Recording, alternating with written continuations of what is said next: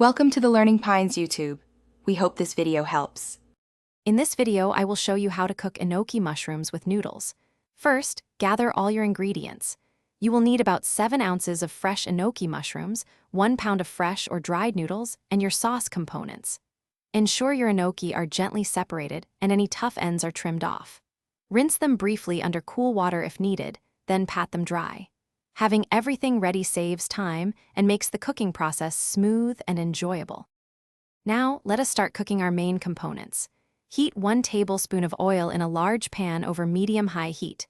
Add your enoki mushrooms and sauté them for about 3 to 5 minutes, or until they become tender crisp and slightly golden. Meanwhile, bring a pot of salted water to a rolling boil.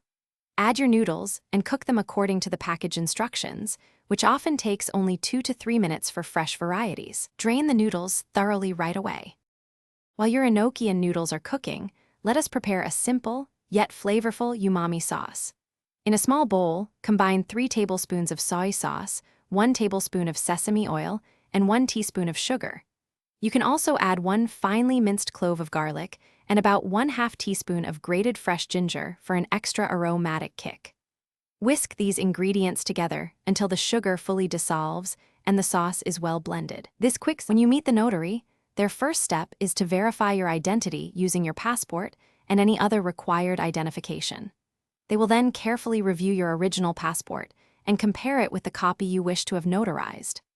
After confirming the copy is identical, the notary will complete a specific certificate.